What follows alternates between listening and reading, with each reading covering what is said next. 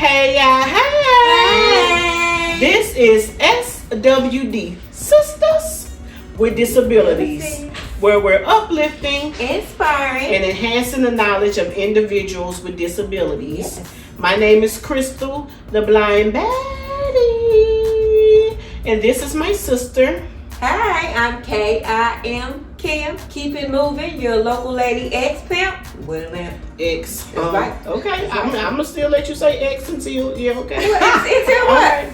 And today we have a guest because today is a National Childhood Obesity Awareness Month in the month of September.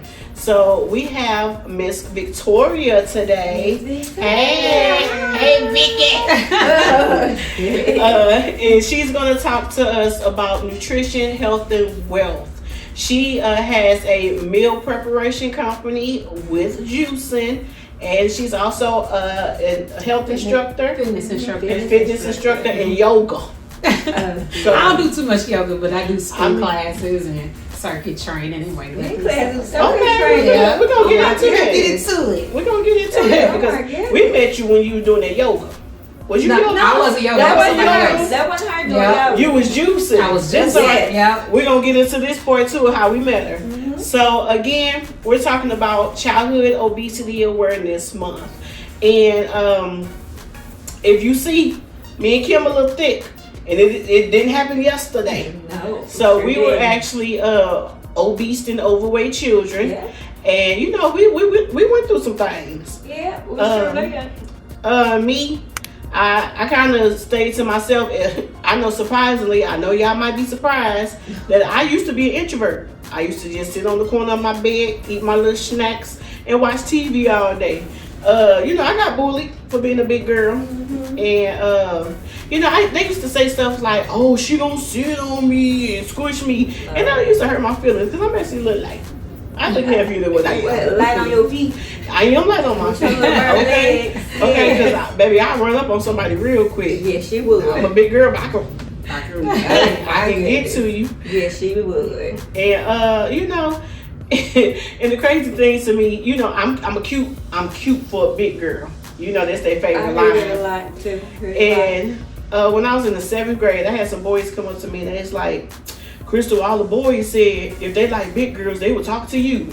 What? Oh, thank you. Well, thank you. I appreciate you. Right, meaning they want to talk to you anyway. That's a backwards Yes, it is. Okay. But guess what, baby? Now I'm grown. They all on me. They in my DMs now. The same ones, same boys at that table. Yeah. I probably had like three of them all in my DMs since I've been older. Okay. Really silly. And I had the weight battle of it really didn't hit me until I couldn't run as fast as the other kids, and I was like, hey, wait for me. Or they'll get up and climb things and point down at me just because I couldn't get up there, and that was really hurtful to me. You talking about that little jungle gym where you gotta lift yourself up? Yeah, I wasn't lifting. I'd be like, all right, okay. Because they used to be like the gym thing. The gym teacher be like, jump up and grab the bar. Baby, I didn't make it past the jump. So I didn't get up past the bar. Okay, tell us a little about your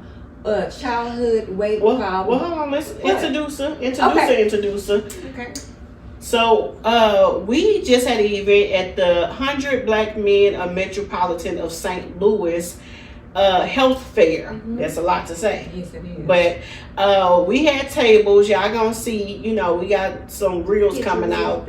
Yeah, but we had a table and we was right next to Miss Victoria. Yes. And she stood up because we all got to kind of tell about our business and tell our story. And I heard her tell her story. And it had my little ears peeped up because, it was amazing to me. Yes. So go ahead and just tell us about you. Yeah, so my name is Victoria. I'm the owner-operator of Victorious Foods Meal Prep Company. Do you want me to start off how the business got started? Because it's a whole, or should I talk about the childhood or?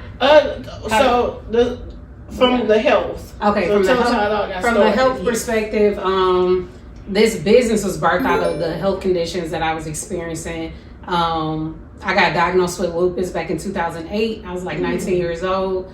It started off with me getting fevers all the time, and I didn't know why. and I was getting boils everywhere, and I was just always sick. Right. And I ended up in a hospital for over a month, and they running test after test, and stuff was coming back negative. And you know, first they thought it was sickle cell because I was always in so much pain all the time. And they did some spinal taps, and that's when they kind of drained fluid from the brain through the spine. So I had a few of those, kidney biopsies and everything, and then eventually they kind of took a step back and was like, okay, you're between the ages of 18 and 35, you're female, you're black, it's probably lupus. So I was kind of in denial about it because I'm like, y'all just making up stuff, you know. But later on, as they gave me like medications, I didn't take the health seriously. And I'm thinking, I'm like, this is just a fluke. It's just something that's going on right now. So I wasn't really staying on top of my medication or anything until I started having a lot of heart and chest pains. And I ended back in the hospital for so much pain. I had my first heart attack while I was in the hospital while I was sleeping.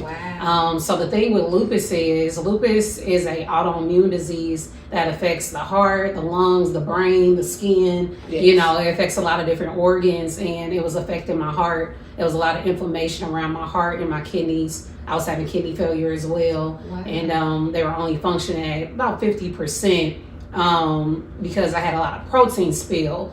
And protein is huge molecules, and it's not supposed to come out of your kidneys. So it was like, you have holes in your kidneys. And I had a lot of fluid from my kidneys filling into my legs. So 2 of my legs looked like one was like the size of one leg, you know. And so went through that, and I had a kidney specialist. She was, I guess she was in her late 30s, and she got on me one day, and she was just yelling at me. She was like, you too young to be going through all of this. And at the time, I think I was like 20, 22. And she was like, you got the body of a 75-year-old. You on your last leg. You need to eat nothing but fruits and vegetables. And I'm like, all right, you know, but, you know, it still wasn't sinking in like that, you know. And lo and behold, you know, I'm a praying woman, so, you know, I always like, God, you know, I need help. I need to be healed or something, you know. I need something. And God did exactly that, you know. I'm like, for a while I couldn't even lay down flat, and you know, I couldn't lay down. I had to sleep sitting up all the time. Because of the fluid on your chest. See, I had congestive heart failure. So when I was 23, so I know exactly how that feels to have all that fluid. Every time you lay down, you get the coughing real bad. So it was just bad. And one day I went to my home church, and you know, them healing services, people be skeptical about them. I still be skeptical about it. But you know, this particular one, you know, my pastor was just like, you know, if you need healing, come up here. And I'm like, God, if I believe you the God that I say you are, you can do this for me. So, you know, when they prayed for me, I didn't feel nothing, because they always, you feel something? And I ain't no liar. I'm like, no, I'm that thing, you know. But he was like, all right, stay right there. He started praying for everybody else, and you know, he took a long time, so I'm moseying back to my seat. And he was like, no, I said, stay right here. They prayed for me again. I started sneezing instantly. And sneezing is so particular because I haven't been able to sneeze in over a year. All that, I kept getting pneumonia and coughing, and sneezing helps clears out your lungs. So I stayed sick because I can never sneeze. I can never cough. And I started sneezing instantly, and that's when I knew I was healed. But God gave me very specific instructions, like when that was happening. I was just like, I was amazed that I could sneeze, but it was like, I felt like a whisper in my ear, like, I did what you couldn't, you got to do what you can. And that's when I started changing the way that I ate, and I stopped eating certain things, and I'm like, all right, if I get better with my eating, I get enough energy to kind of move a little bit more and work out. So and look at you, that's what I did. You are a walking miracle. Yes. Changed my whole career. I went to school to be a teacher. And now, you know, my mess turned into a message and a whole full-time career. And you still teach. And I still teach. Just not out in a traditional sense. That's why I said with this show, I feel like I end up becoming a teacher, because like we break down medically what things mean. Because I mean, some people just uneducated in it, or they hearing it from us instead of a doctor. Right. Because see, this is my thing. I was looking for a nutritionist to do this show, but when I was younger as a child, I was skeptical of nutritionists because the first nutritionist I got, she was fat. Talk about it. This is true. So I'm like, how y'all Don't tell me. gonna sit there and tell me to eat 100 calories? Yeah. But look at that. Exactly. And look at you, That's man. true. That's true. You You gotta let me practice see what you your preach. test. No. You got more chance than me. How you gonna tell me how to eat healthy? Yeah. So so I never went back to a nutritionist after that. Yeah. So now my son, his blood pressure is high, Mm-hmm. and he's only 14. Mm-hmm. And I kept taking him to the hospital, and they kept saying, "Oh, it's average for an adult." And I said, "But look at him; he's not an adult. Right. So this is high. Like Mhm. we need to do something about it." Right. So when I found out September was National Childhood Obesity Month, Mm-hmm. I was like, I need to not only make everyone else aware, I need to make myself aware. Absolutely. Because we both have two sons who are, overweight. And I'm just starting the journey of trying to get him on the right path Yeah. before he, goes off to college. Yeah, Mhm. absolutely. So everything's a challenge. Yeah. For sure. And when you were talking about basically just being in denial about your health, Mm-hmm. I did the same thing. Yeah. I became a diabetic at 12. Mm. And my sister and my mom was taking me to Children's Hospital to do a test experiment to see if I could take like metformin or placebo. Mm-hmm. And whatever I was taking made me sick, so I started throwing it down the toilet. Mm. But I was getting a check, Oh, So- Lord. so I had to bring them the empty bottles. Yeah. She Yeah. would empty out the bottle. Yeah. And then I She fake was a my mess. numbers for Wow. my sugar and get my check.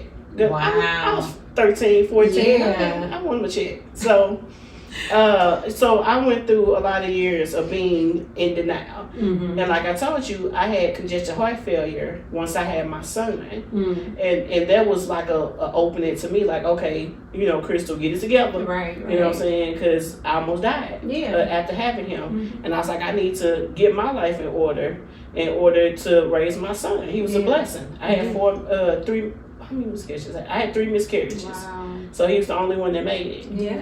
So, but unfortunately, I still wasn't perfect because my life situations, I didn't have insurance. Yeah. So I didn't get the insulin for a long time. Mhm. So as soon as I started getting insurance and get the insulin, I went blind.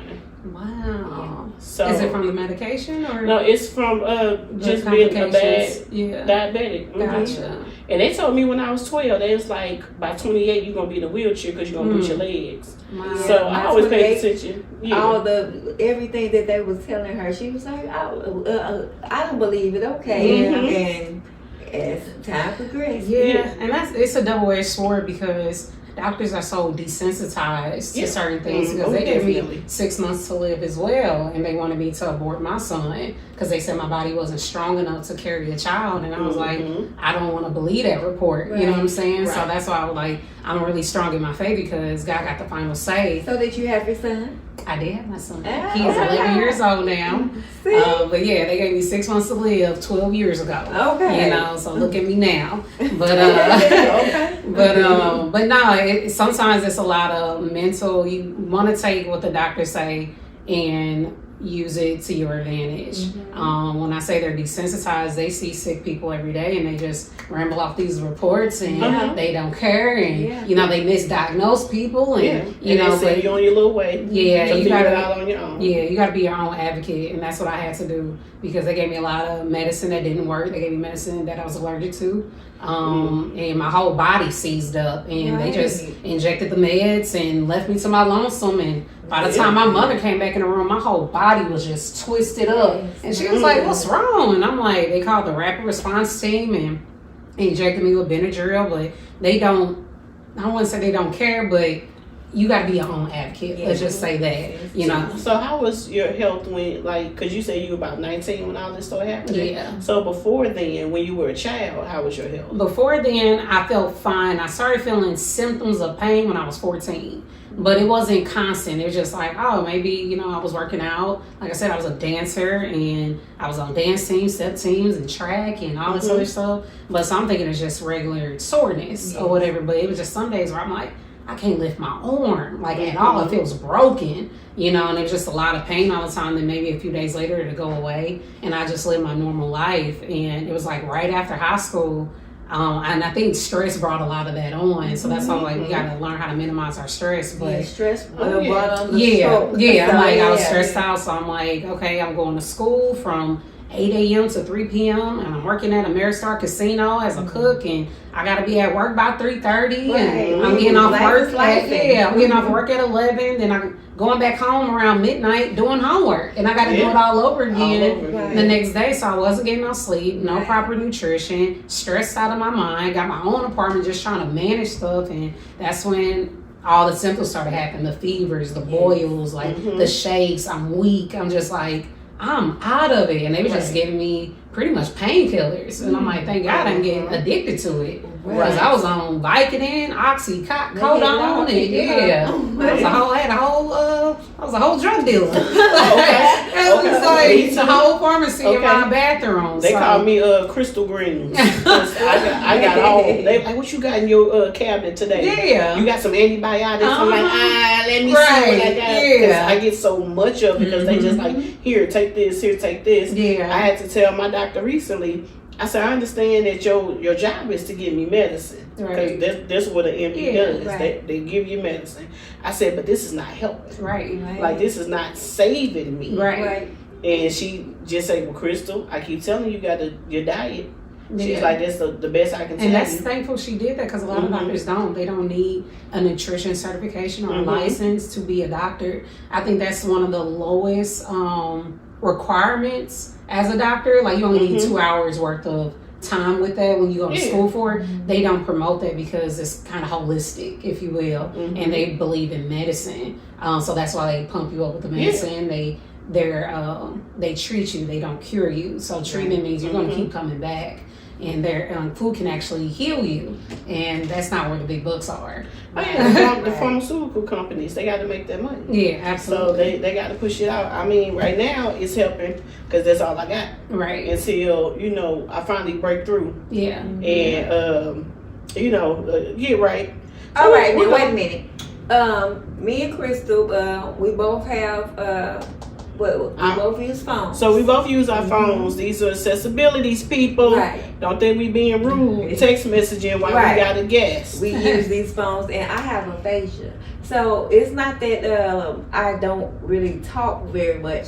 Aphasia is like when you want to talk and get it out, it's like So instead of just coming out with a question, I have to brace myself and read it and things like that. So my question. So we're gonna get into some of these questions.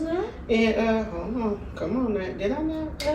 Okay, my question is, what is the difference between obese and overweight? Okay, so when they say obesity and overweight, they go based off BMI. BMI is a body mass index. So that's when you take your weight divided by your height squared. So whatever math that is, I'm not a mathematician, but whatever that is, it gets you. So the diagram is anything under, once you do that math, anything under 18.5 is underweight. 18.5 to 24.9 is a healthy weight. 25 to 30 or 25 to 29.9 will be considered overweight. Anything over 30 is obese. So it's based off the math. The reason why I don't necessarily pay too much attention about it, which is fine, like you should pay attention to it if you know you're not doing what you need to do for your body, but they're going based off weight, and weight can be anything. Like, I can pick up these 2 glasses and I gained weight. You know what I'm saying? So it's not measuring what's in your body, because muscle weight. Not to cut you off, but like just basically the experiment that you did. So you see, this is tall and slim, but that's short. So just with that could be the same weight. Exactly. But one could be normal, but then that over there, stubby is obese. So that's why it says weight divided by the height. That math. So, but I don't go too much off of that. That's what the government goes off of, or, CDC website. It's that math based off your weight and height, and that's what makes the difference. However, I don't pay too much close attention because I have a lot of muscle in my body, and I weigh more than what people would think I weigh. They're like, "Oh, you might weigh 130." Right. So you like stout. Yeah, but I have a lot of muscle in me, so that weighs more. So technically, I'm overweight. I was obese just probably like a month ago, but I lost a little bit of muscle. But they're not looking at your muscle mass. They're not looking at how much your bones weigh. They just look at the number. Like, we can say we lose weight. I can cut off my arm and I lost weight. I lost them. They don't know what type of weight that is. So, but I say pay attention to it if you know you're not doing what you're supposed to do. But if you're trying to live a healthy lifestyle, you in shape, you're doing this, we don't go based off those numbers too much. Right. Okay, so when we talk about childhood obesity, like, it was a question. Me and Kim watched a video for the BBC, did a documentary about kids being overweight. And they asked the question, who do you think has a hand in the child becoming obese? And they said it's the parent or the doctors or the food companies. Now, who would you think has a hand in? Everybody. Yes. I say first it starts up at home.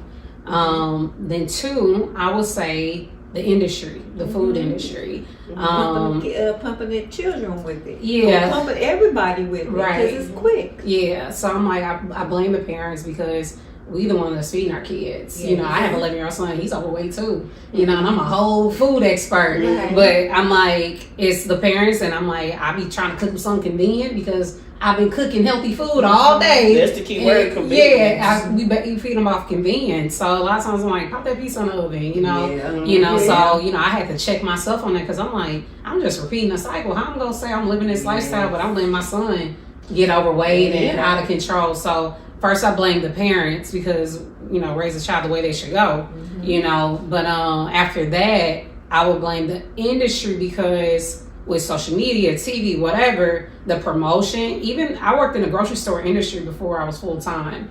The way we used to set up our aisles in the grocery stores, we put all the sugary cereals on the kid height level. And all the healthy stuff are a lot higher, something you can't reach. So we did that intentionally because when kids at the grocery store with their parents and Mommy, I want this, and they just grab something, we go get it for them just so they can shut up, or all right, it's convenient, this is what they want, it's easy, it's like right at arm's length and for us and right at kids' eyesight. So they do that intentionally. And everybody's in bed with each other, if you will. So the big box stores, the sugary is in bed with the doctors because let's go fund their business. We go get these kids diabetes, we go send them to you go prescribe them medicine, and we just go keep doing this circle, So yes, I blame the parents first because we need to educate our children properly, and if we don't have the education, we have to have the willpower to educate ourselves. We got computers at the tip of our fingers, and tell you everything. There's no excuse on not to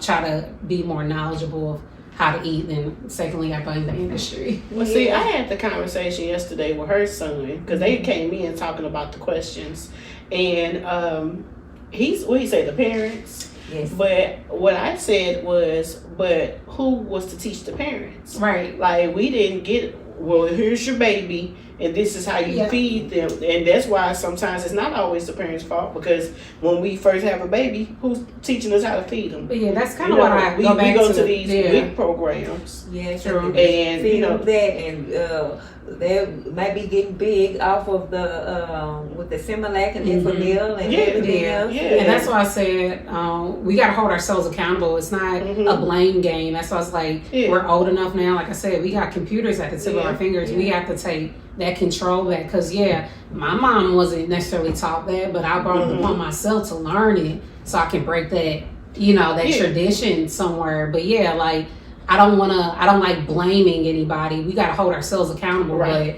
But I'm wise enough and smart enough now, like, this food ain't right, what I'm saying? I got to do something about it. When you get warning signs like that, you got to pay attention to it. You have a choice to make. I'm either go with the flow, or I'm gonna make a change. Yeah. So Because our parents, our daddy was born in the 1940s in Mississippi. mhm. So, he's used to eating food off the land. Mhm. Right. And then- soul food. Yeah. But Extra. our mom was born in the projects Mhm. with 9 siblings. Yeah. So it was kind of eat what we have because that's all we could afford. That's right. But the only thing we could afford is the Processed food. Processed Yeah. foods. Or, Mhm. yeah, they couldn't get, they had to eat beans and pork and Mhm. hog maws and stuff like that. Yeah. So we can only, so that's what, we had to You change. gotta talk. Yeah, talk and change our mindset. I don't eat pork or beef anymore Mhm. because of it was making me sick. Right. Every time I ate it, it made me sick. The Yeah. best So, kind of cheese.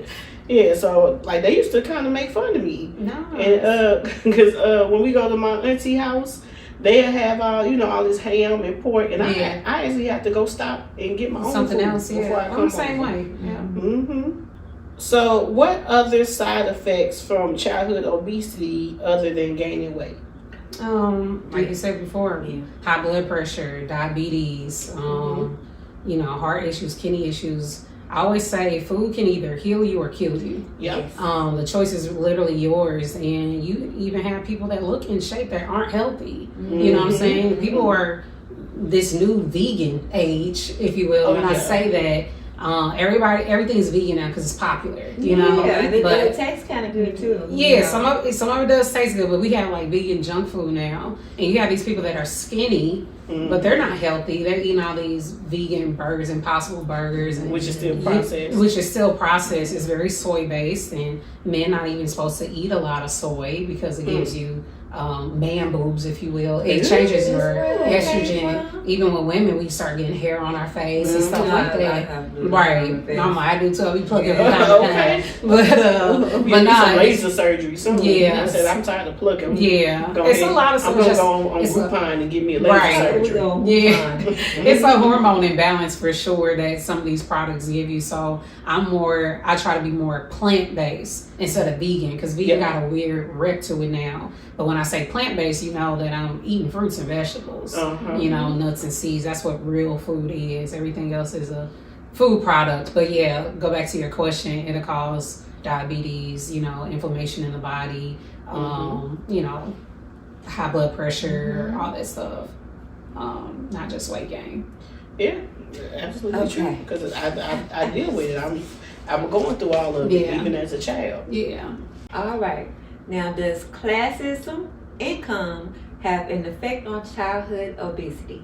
I believe it does. So, like you said, when we were talking about us being on WIC and food stamps, stuff like that, and having a lot of kids, you get what lasts. You know what I'm saying? So getting fresh fruits and vegetables doesn't seem Feasible. feasible for us, because you're like, these strawberries go die within 3-4 days. I need something that's gonna last and get us through the week or the month or whatever the case is. So that means more processed food. Yes. And when you think about it, I always tell people, if you want to start eating healthy, don't eat anything from a box or a bag, because those are processed foods. That's hard. It is hard because everything is in a box or a bag. Yes. Right. But when you think about what food really is, food is fruits, vegetables, nuts, and seeds. Yeah. That's food. And you can't put a label on that if you really think about it. Like, I can go outside and pick an apple from a tree. It doesn't have a label. Right. It doesn't have a warning. It doesn't. Right. It's a natural earth ingredient. That's It's what not food stuck with is. preservatives. Exactly. So when you doctor it up and, all right, I'll make these apple slices and turn it into apple strudel. Now you added all this stuff, and now you box it up, and now you store it on the shelf, and the longer it lasts on the shelf, that's how long it's lasting in your body. If you want to think of it that way. So when we think about classism, we try to get stuff that's gonna last the longest, and that's not always the healthiest, and that's what makes us sick. Right. Yeah. Like I said, my mom grew up in the projects, so they get probably they had the book of food stamps where actually when you actually had to pull it out. Yeah. So to try to feed 9 and 10 kids was really, really tough. And then now, even after COVID and all the prices of everything has went up, Yeah. especially the food, because eggs, just for example. Eggs was 89 cents before COVID. And then after COVID, they $3 and some went up to $6. Yeah, they went up to $6. Yeah.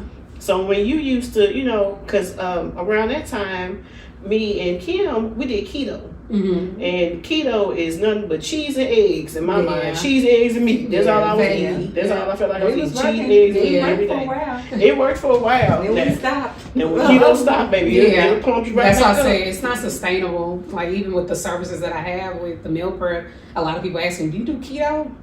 I was like, I don't do any really fad diets. I do balanced meals because that's sustainable. Like you said, you can't stay on keto because as soon as you stop, you gonna blow up. So I'm like, what I can teach is how to eat properly in a well-balanced diet because you can sustain that, Right, and that goes perfectly with our next question. Okay. You can go into that. It's to me. It's to you. Okay, I'm sorry, y'all. I get deep into conversation. Portion distortion. Is it real? And do you need all the food that you put on your plate? Yeah, so it depends what type of person you are. But if I'm thinking about the average person, no, you do not need all that food on your plate. Yeah, even when you think about probably 40, 50 years ago, a size of a, muffin was probably like 1.5 ounces. And it was only like maybe 50 calories, but now it's big. They're big, they're huge, and now they like 500 calories for like just for one muffin. The muffins I like the big. I'm like that.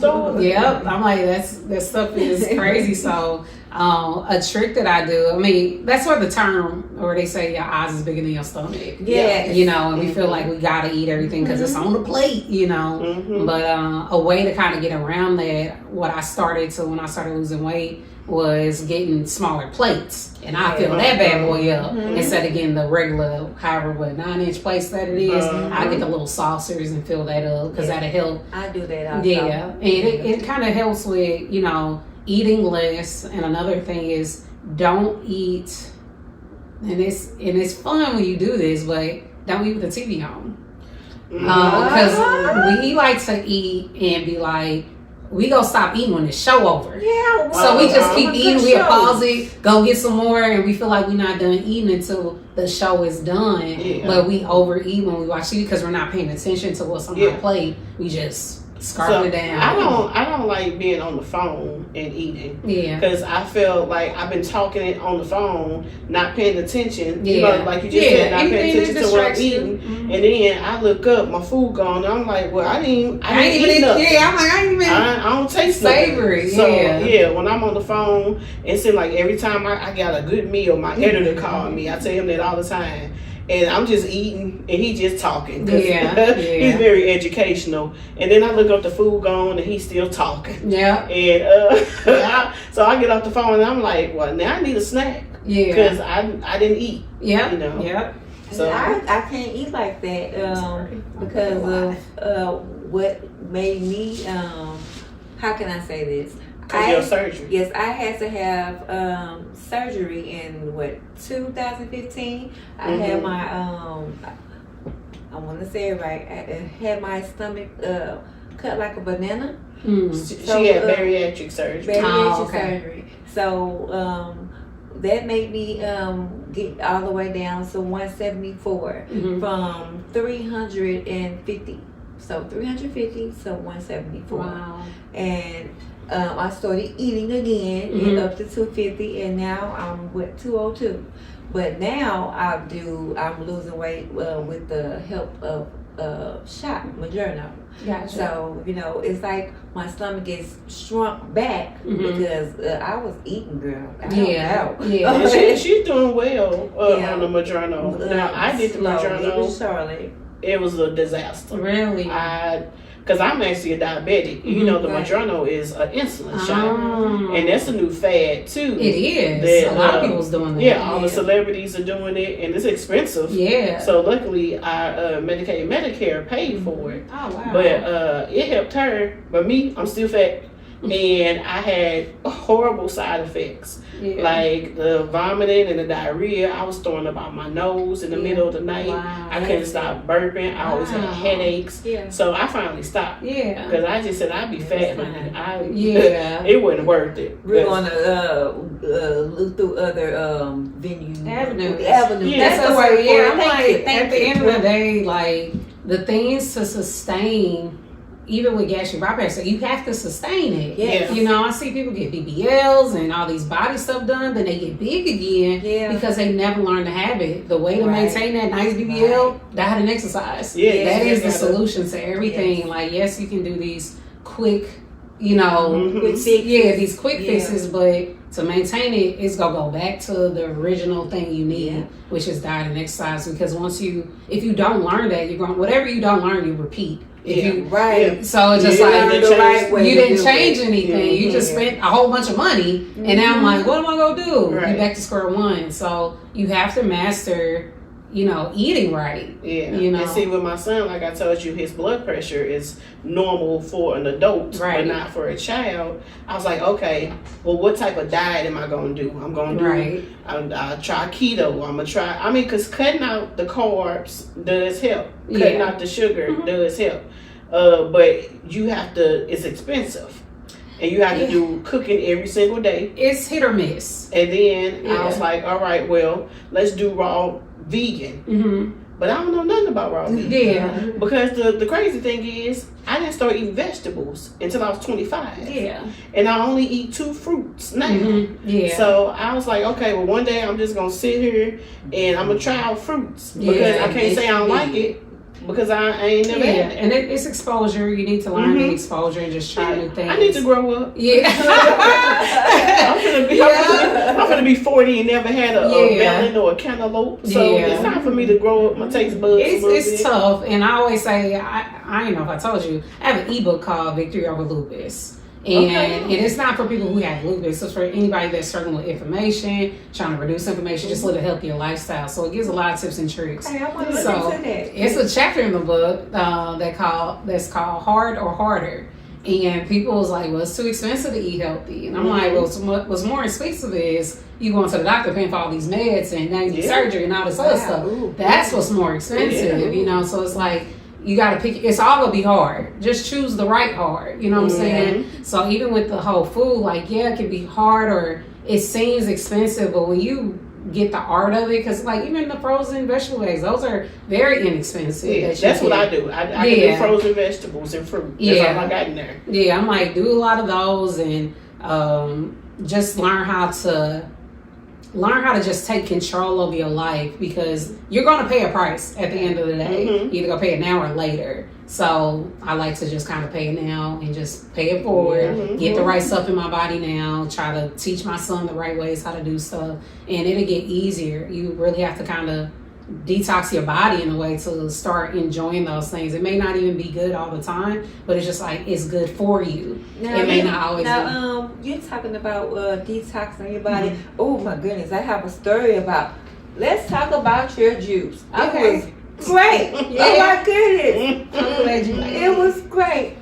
But one day later. What happened? I exploded. I exploded. I got everything. Everything. I came out 7 pounds lighter. Yeah, that's what it's supposed to do. I didn't know. Yeah, it does that. So that's why a lot of people's like, I'm about to juice after the run. Because some people know what it does to them. Especially if you're not used to eating healthy like that. You didn't tell me. It will clean you out. That's what it's supposed to do. You didn't tell me. Food's supposed to go in and go out. If it stayed in you, it ain't no good juice. Like all that sugary juice, lemonades, that stay in you. Yes, I got the call the next day. Yeah, it's supposed to clean you out. Yes, it did. She was like, what did I eat? And as you get used to it, like I drink juice all the time, it doesn't have that effect on you. I'm like, it makes you regular. Yeah. Well, she wasn't regular that day. Congratulations. That's a good thing. It was a thing. It made me start over. Because after that, I was like, I don't want it. Yeah, no, it's a good thing. It's and it kind of brings into your question, Kim. Go to your next question. Okay. Do you think parents are dishonest or in denial about what they feed their children? Are they dishonest and in denial? Yeah, I like these. So I mean, the ones that know they're not doing a good job, of course. That was me. Yeah. I knew I wasn't. I was in denial. Yeah, they most definitely are, because, like you said, like we weren't taught, so it's just like we just do what we was told, and the tradition just keeps going. But no, we're most definitely in denial. We don't know how to hold our kids accountable because we don't know how to hold ourselves accountable. So yeah, that's why I was like, in order for our kids to do better, we got to do better because we lead by example. But yeah, that's what you saying. Because we like, again, convenience. We take our kids to like McDonald's or something. You're like, oh, they just getting some chicken nuggets. Yeah. That ain't gonna We don't even know what that's. Yeah. We don't know if it's real. Right. I'm sorry, not to a Donald's with a Mac on it. Right. Okay. We don't even know it's real. Yeah. But what are the pros and cons of juicing, as Kimberly started to tell us some of them? Pros and cons of juicing. Pros are it cleans you out, but no, you get a lot of vitamins and minerals in a quick, convenient way. It helps clear you out. It helps build your immune system, clears your skin. Like it's just a lot of good stuff in it. Just vitamins and nutrients that replenish your body. The cons are it's low in fiber because a lot of the fiber is in the skin, and when you juice, it removes the skin. So it's low in fiber, and two, it will have to be. You don't really know how many calories you're consuming because, like in one bottle, to be honest, it's about 2 pounds worth of fruit. Yeah, so you can consume a lot, and it spikes your blood sugar if you got diabetes. So it's probably the fruit juices you probably want to stay away from because it's so much in a small little bottle. It'll spike your blood sugar. So I would say those are the cons of it. But okay, so I listened to this man who's a nurse / chef. And the first thing the doctor tell you, don't eat these particular fruits because it has high sugar. Yeah. But he said, he's like, we all gonna consume sugar. But he said, when you rather consume fruit sugar, because he said sugar. It's bad sugar. He said because it'll spike you up. Yeah. But you're gonna drop back faster than I said the same thing. Yeah, drinking grape juice or eating something that has less sugar than they say that a pineapple would have. Yeah. But he said it'll spike you up, but it'll drop you down fast. Yeah, and it has a lot of other health benefits. So it's like having a pineapple or having a Pepsi. Yeah. Obviously the pineapple will be the better sugar, even though it'll spike your blood sugar, but you're also getting a lot of vitamins and nutrients. Pepsi is what we call empty calories. It has nothing in it besides just sugar. No nutritional benefits in it at all. Dyes. Yeah, if you go choose, you should choose the right sugar. Right. If you go have it, yeah. Do children prefer juicing and eating fruit over eating meat and processed food? It depends on the child and the way you raise that child. So for the people we talking about, no, they don't prefer. In our community. They don't, because they're not exposed to it. They don't know what it is. Like I said, I got an 11-year-old son. He hates it, but what I chose to do, I laid some fruit and vegetables out. I'm like, we gonna try something new all the time. So I gave him asparagus, I gave him green beans, just giving him a try. And he loves the broccoli the most, so he'll eat that. So I'm like, okay, we can work with that. Now, which broccoli? Does he like the crunchy broccoli or a soft broccoli? I give him steamed broccoli, so it's a little tender, but it's fresh. It's not saturated, no cheese or no seasoning. It's a little bit of Himalayan salt because I don't really do table salt, but I do Himalayan salt, pepper, and garlic, and he loves it. And now he just transitioned over to carrots, so now he loves carrots. But he wouldn't have never liked it if I never would have put it in front of him. Right. You gotta expose him to it. We had probably totally different careers if we had exposure to different facets of life. So it's the same thing with food. Okay, because I probably would have been a skinny supermodel right now. You never know. You never know. So yeah. But no, I think they choose the bad food. Okay. It tastes better. Yeah, it does. It does. Speaking of, let's talk about some of these. Yes. Look what they got, y'all. Okay. They got donuts. Okay. And see, when I did start looking more into my health, I had to start reading labels. Yeah. And that's one thing we're not doing. We're not. Yeah. And that's we don't know how. That's huge. And you know what? There would have been something nice for them to teach us in school. Yeah. How to read labels. and how to do our taxes. Yeah. You know what I'm saying? I would have liked to know how to do my taxes in the 5th grade. I probably have a big financial investment company by now. And a lot of times when we look at these labels, even like with cereal, we like, yeah, I only had a bowl of cereal. But when you pour that, you don't know that you're pouring 4 serving sizes in there. We just be pouring. Yeah. But it's really like 18 half a pieces. cup. 18 pieces. Nobody's counting. So yes, you got to learn how to read labels and how many calories you need for your body. You usually do like your weight times 10. That's how many calories you need. But if you're trying to do something like reduce fat, like I don't try to consume no more than 29 grams of fat a day because I'm trying, and that don't seem like a lot. I mean, it's not a lot, but when you think about like even oils, even extra virgin olive oil, that's a good healthy oil source. But 1 tablespoon is 14 grams of fat. So I do either the 0 calorie olive oil, or I just steam it. How much food is that? So it's not even like a food base. You just have to be mindful of what you're putting in your body. Hand me her donuts and put them.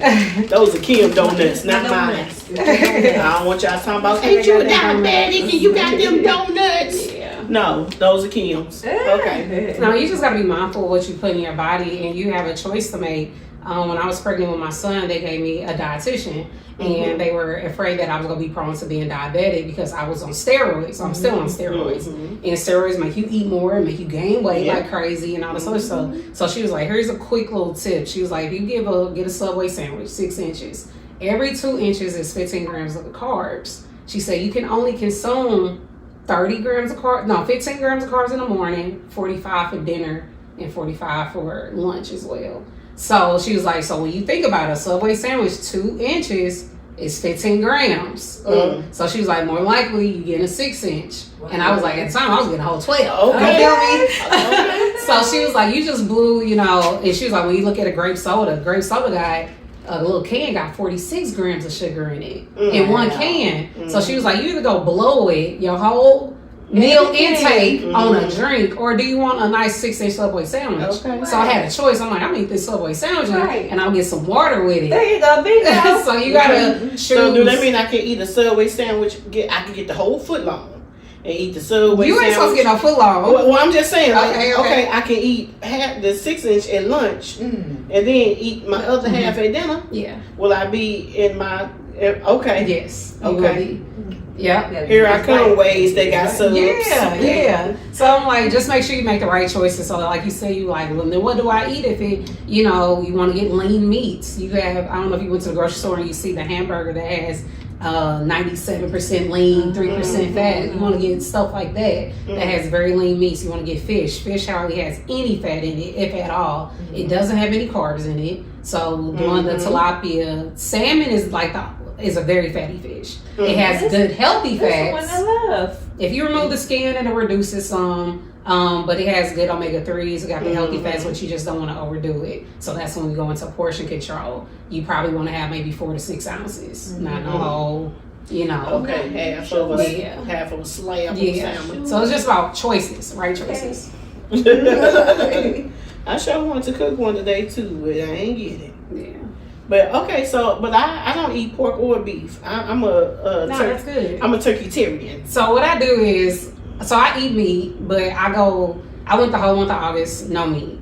And I'm trying to become more plant-based because I'm starting to realize, like how you are, Crystal, meat is starting to affect me. Like I kind of conquered certain milestones in my life where I'm like, okay, clean eating, just whole grains and this and that. Now my body is shifting as I'm getting older. I'm like, okay, that's not working no more. And when your body give off signals of things not working, pay attention to those signals. That's actually chapter 1 in my book as well. It's called Warning Signs Over Blind Eyes. We always turn a blind eye to what our body is doing. We turn a blind eye to what our body is saying. Like if you ignore those signs that she was having as far as like, oh, my nose is bleeding, I'm vomiting. Some people are like, oh, that's a bad batch, I'll give it another try tomorrow. You know what I'm saying? No, your body is smart enough to tell you what it needs. And you got to pay attention to it. You just got to listen to your body, make the right choices. So do you think a food journal works? Yes, I do. I have a food journal. Okay. Y'all should really most definitely get my book because I have a picture of my food journal in the book of how I started trying to transition. We also gonna share the link. Yes. On our podcast, so they can also read it too, because we actually have a sister who has lupus. Okay. And she had lupus probably since I've been born. She's probably in her 50s, going to 60s, and she's been maintaining it. But even as a child, to see her in so much pain, right? And lupus is very painful. Wondering why, Yeah. But food journals are really good. I had one because I had to figure out why I was flaring up so bad, and I didn't know what was causing it. And my health wasn't, I wasn't eating the best. But I was like, all right, I ate Popeyes today, the 3-piece tender, mashed potatoes. And I wait about 30 minutes to an hour to see what it did to my body. I got really bad heartburn. Like my joints started swelling up. So I used to write down what I ate at what time and the side effect that I had. And then I'll probably go to Smoothie King one day and they'd be like, wait 30 minutes. I'm like, okay, I probably have to go to the bathroom because my body wasn't used to having all those fruits and vegetables in it. But other than that, I'm like, I got energy, I feel good. Then the next day, I'm eating White Castles, Taco Bell, and I'm like, so I always, wrote down what I was eating and the side effect that it caused, and I did a process of elimination. I'm like, I can't have this no more. White Castles ended up putting me in the hospital every time. Every time. Like it used to mess with my kidneys really bad. Every time I ate it, and so that's just one thing I had to eliminate. It just has me on the toilet for days because I don't eat pork or beef, but when I got that craving for a little beef, I'm like, and it's a soy burger. It's like a soy liver burger. See, they said that, but then they promote it as 100% beef. Now look, Castles that's white. Now, I ain't trying to say that you said it, but you said it because you got a commercial. They have a new 100% burger. They got tons of different burgers. They got the Impossible. They got the veggie burger. And the Impossible and the veggie are two different things. Because veggies are pure veggies. Impossible is a fake meat. It's soy based. Just like I don't know if y'all remember those Salisbury steaks in that lower. That's soy based products. That's not real beef. And all these. I could never eat that. My mom used to make that all the time, and I could not eat that. It made me sick. It gives you the texture of meat, but it's not real meat. I never knew what a Salisbury steak was. Bread and we didn't pay attention. Food diaries are very good. Meat patty. Okay. Should children get bariatric surgery before the age of 18? I mean, my opinion, I wouldn't go for it. There's some extreme cases, and I don't know how geriatric is now, because I know some of my friends who've had it, they had to lose a certain amount of weight in order to get it. And I was like, one of my friends, she had to lose about 100 pounds in order to get hers. And I was like, if you lost 100 pounds by yourself, just keep going. You know what I'm saying? So she ended up losing 100 pounds, getting the surgery, lost even more weight. She's been maintaining it very well. However, she had enough willpower to do that for the surgery. Why not do that for yourself? So it's just like when it comes to kids under 18 getting it, the reason I'm against it is that what are we really putting in them as far as we're teaching them not to a quick fix. This means don't hold yourself accountable, just get a quick fix. No, you got to take control of your life. You got to have to put in that work. Even though it's not easy, it's just what are we creating? They got already used to a quick fix life right now anyway. True. Everything is fast for them. So then now you saying, oh, you don't got to get up and go exercise and go do nothing. You can just get a shot or surgery. We just take you and go have surgery. And see, I don't know if it's legal in America for kids under 18. When I did the research, that was in England that they were giving the kids bariatric surgery. At a very young age. But no, I'm not a fan of it. I think it just creates bad habits for the future because they're going to come up against some obstacles and they're going to try to find an easy way out. And that's not what we want. All right. Hey, y'all, we was live. I'm sorry. I'm sorry. This is Kim and Crystal. Hey, y'all. Hey. Sistahs Wit Disabilities. So we are doing a segment on childhood obesity since it's Childhood Obesity Awareness Month. And I'm giving them some tips and tricks and my opinions on, what we can do with this crisis, this epidemic. But it has been a very good conversation. You're doing excellent. Thank you. I want to shout out y'all IG so they can follow y'all. Okay. Oh, the IG, baby, I don't know. Sistahs Wit Disabilities. But find us Mm-hmm. on YouTube. Come watch our show. Mm-hmm. It's Sis Wit Dis. SISWIT DIS at YouTube. I think we're Sistahs.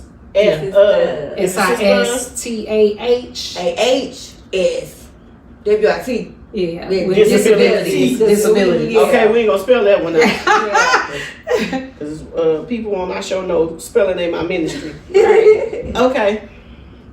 What responsibilities do you think a child should have for their own weight loss? Now, before you answer, the reason why this question was important to me, because I was a diabetic at 12, Mm-hmm. and my mom kind of left it up to me Yeah. to take my medicine, to, figure out what to eat in the refrigerator. Right. She was working. Right. Yeah, to what we already had. Yeah. So it was up to me, and like older diabetics, they wasn't educated on diabetes too. It was Like, take your medicine. yeah, we got the sugars. Right. That was right. Yeah. and take this insulin, and then they still eat what they want to eat. Yeah. Yeah. So, do you think a child is responsible for their own weight loss? At a certain age, maybe, but no, they need their support system. Yeah. They need their parents, because it's hard to give an adolescent adult, an adolescent kid that's brain not even fully developed yet, that type of responsibility. They don't know. All they know, the biggest thing they should be going through is school. Like, that's the only thing they need to be concerned about, not no health issues. But what they probably could do, our kids smart now. Kids are different. So if we want to put the responsibility on them, look up on YouTube. YouTube got tons of stuff on kids with diabetes and what they do, fun activities and exercise and what to eat and all this other stuff. But I wouldn't put all that pressure on them. They need their support and they need their parents to hold their hand through that process as well. That's what I do with my son now. I was like, hey, buddy, being healthy is not an option. And we think it's an option. Right. Because we don't have immediate effects with it. We just, it's like smoking. We know it causes cancer, but I ain't about to get cancer today. You know what I'm saying? Right. So that's what we are with food. It's just I know this bad for me, but I ain't about to feel it. But you gonna feel it when you 40, 50, eventually, or, eventually. So, I try to show a different lifestyle for my son. He sees me being an entrepreneur. He got his own little candy business that he likes to sell, but that's what he sees. So he just creates his own business. But I'm like, okay, if I really model what I'm doing, because I usually, he's not always in my kitchen with me when I cook or whatever, because it's no kids allowed. You had to put him in the kitchen? It's no kids allowed in the commercial kitchen I'm in. Oh, but at home, I give him more responsibilities, or I'm like, all right, buddy, we gonna make our meals together or whatever. And we this is, I'm like, we need a protein, carb, and a veggie. I'm like, do you know what a protein is? He like, meat. He love meat. So I'm like, all right, you got that. I'm like, you know what a carb is? And he was like, nah. I was like, we can do rice. We can do a little pasta or, something like that. Then I'm like, veggies. He was like, he knows what veggies are because he hates them. But we try to stick with those three things, and we do that together. And he has pride in it because he's like, I made that. You know what I'm saying? Yeah, I have my son with the salmon and the vegetables. It makes him want to eat it when you involved and you and encouraging them. And, See, my son, he wants to be a chef. Oh, okay. So he's been in the kitchen for a long time. Yeah. So I asked him what we're going to eat. And he'd say what meat or something, and then he always forget their vegetable too. I'm like, so what's the vegetable for today? Right. Oh, we can do some green beans or something. Yeah. I'm like, okay, something. At least we're going to do something. Yeah. Right. And sometimes I let him put a little cheese on his broccoli. Yeah. Not all the time. I'm like, a little half a slice of cheese. Yeah. Just for a little flavor. Right. But when I started eating broccoli, I didn't eat cheese on it, so I don't like it. Yeah. And it's baby steps too when it comes to healthy eating. I have it it's in the book as well, where I was a peanut butter and jelly fan. Me too. I love me some peanut butter and jelly. And so what I did to transition off of that was I was eating 2 peanut butter and jelly sandwiches in a sitting. Then I cut down to 1. Then I cut down to organic peanut butter and regular jelly. And then I wanted to cut down on the carbs even more because that's just a carb sandwich. Yeah. And then I did a half bread and just a half sandwich with with organic peanut butter and regular jelly. Now I don't eat it at all. But my favorite snack is grapes and cashews, which is peanut butter and jelly. Butter and jelly. You know what I'm saying? Okay. But I'm like, it's a transition thing, and it wasn't just overnight. It took me years to do this, like to get on my bacon, egg, and cheese biscuit fan. But I'm like, I just started tapering. I'm like, all right, let me try turkey products, and let me take the top bun off of the biscuit, and you know, I just leaned it out over time, so it don't have to be overnight. Do baby steps with it, because this is a lifestyle, not a quick fix. This is for the rest of our lives. So we gotta keep at it. So right now, me and my son, we have a deal going on. He went with the new Xbox, honey. And I was like, I'm not going to give you another video game for you to sit there and end up just gaining more weight. Like, how about in the VR, the little virtual reality? Thinking that'll get him to moving. I go walk past the room, he's sitting down playing. I got someone too. With the whole high blood pressure thing, he carpools, and the lady was like, well, I can't carpool because my son is soccer. I said, okay. I said, what soccer team he on? He said, the school. I said, well, son, why won't you do soccer? Right. He's like, you know, they get the beatbox. And I was like, that'll get you moving and active more. I said, you want that Xbox, don't you? Because I said, you got to lose at least up to 50 pounds in order for you to get that Xbox. Good. Some incentive. So now we took him to the doctor last week. His blood pressure is normal for a child. That's awesome. And she said he gained a couple of pounds, but she said, I'll take that. Yeah. Because all she asked him to do for 1 month was just increase his water intake. Yeah. That's it. She said, you ain't got to change nothing. She said, I just want you to increase your water intake.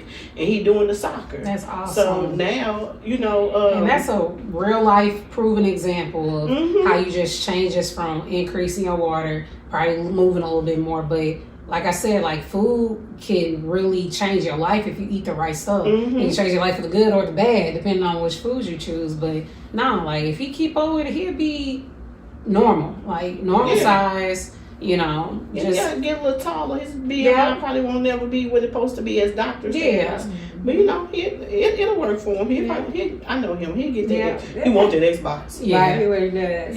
Okay, I have the last question, and it is, how can we talk to our children about being overweight without making them embarrassed or ashamed? Okay, so I have this conversation with my son often because he's starting to, you know, he's 11, and he started looking at me, he was like, my stomach, like my shirt don't fit my stomach big. I was like, yeah, you got a little bit of weight on you, but I'm like, do you like the way you look? He was like, yeah, for the most part, you know. I was like, that's good. I'm like, we could just learn how to be a little more healthier or whatever. So he hate working out. He's a brain kid, so he likes, you know, games that's strategic and stuff like that. Because I try to get him in sports, and I'm like, I don't want to pressure him into sports is good as far as like structure and certain things like that, but I'm like, I want to kind of hone in on what he's good at, because I don't want him hating it and staying away from it forever, because there's some things we did as kids, like I'm never doing that because my mama forced me to do that, you know. So I was like, but he loves going to the park, he loves swimming too,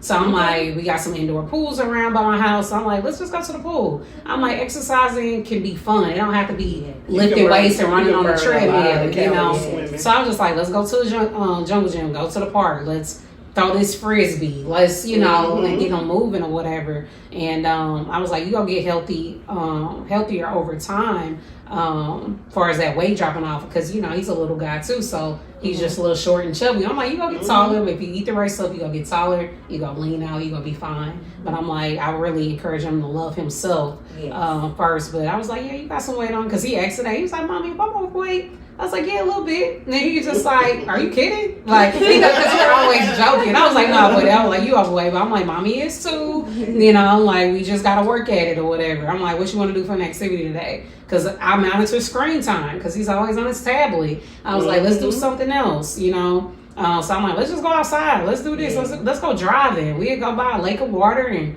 stand by the water. Just get outside and walk and just do something else outside of that screen, you know. But he doesn't feel bad about himself or anything. It's just when school get into the mix, he's in a private school actually right now, but when he was in public school, they was like, you fat, you this, you that, and that's what they hear it from. But I'm like, all them kids be in your class. Right. You know, they got some nerve, but you know, he learned how to get just tough skin. But you know, that affected him when he was like, am I fat? I was like, no, you just a little on the heavy side. I'm like, I was too. A lot of kids are on the heavy side at your age until they grow into it. But I would do a lot of just building self-encouragement for him. Because it's just at a pivotal time where kids just making fun of everybody for whatever reason. But especially now. Yeah, so I just tell him, give him fun ways to work out. Because he hates the traditional way of working out. So he turned everything into something fun. And he gets his exercise in. He's leaning out. And I give him whole food. And I'm like, you can choose the meal. But I'm like, you got to choose this. Right. You know, like between these categories, what you go pick? You like, all right, I get the broccoli.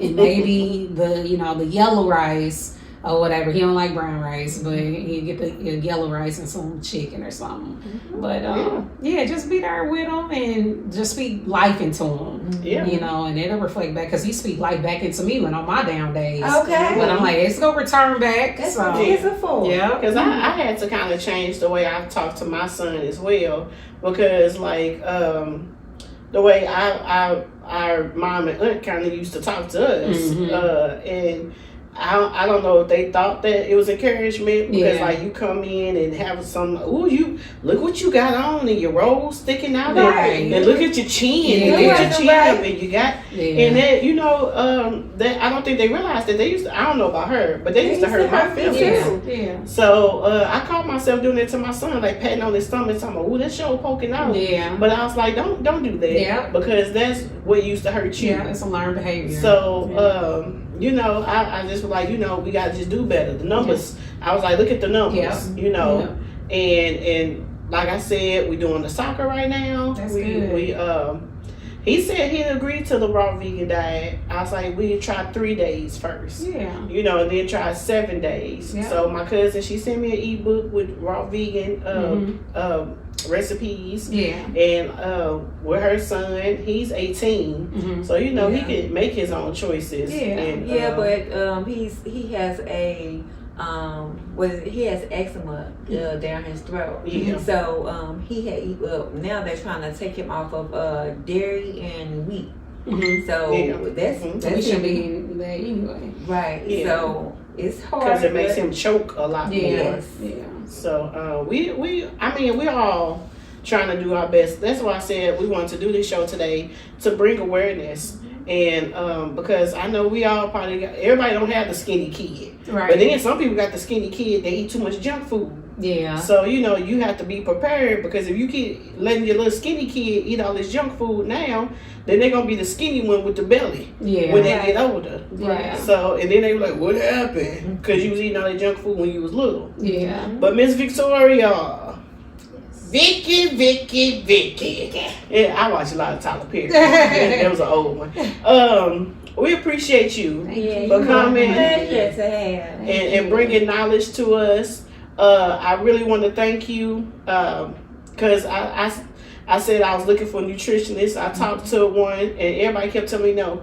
Oh, wow. And this one lady, I flexed on her. She's like, well, it's at your home, so I don't think we want to record there. I said, you know what? I said, I'm doing the event tomorrow. I said, I'll find one. Yeah.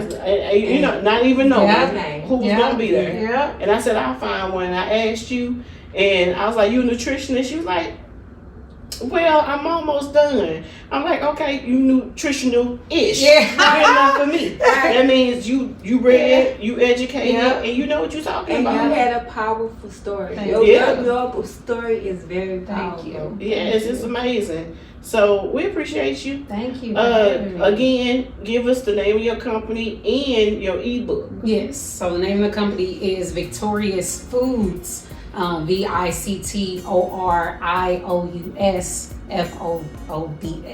Foods and .com, and the book is called Victory Over Lupus. It's a health guide on how to reduce inflammation and manage your lupus through meal prep and proper dieting and what you should and shouldn't have in your diet. So Okay, all right. We're gonna get that ebook. Somebody gonna read this to me though. So Yes, I'm gonna listen. I'm the cooker though. Yeah. I'm blind, but I cook. And they got a everything. cooking video on there too. So okay, Yeah. Okay.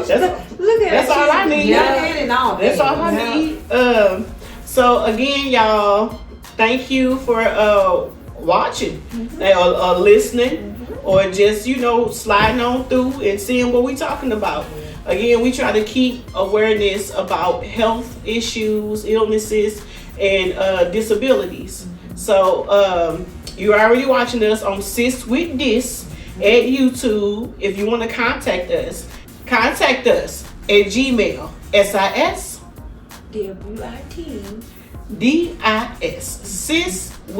SisWitDis at gmail.com. If you on Insta, find us on Sistahs Wit Disabilities. I won't spell it. Edited Magic right here. He'll let you know how to find us. All right, y'all. We out. Peace.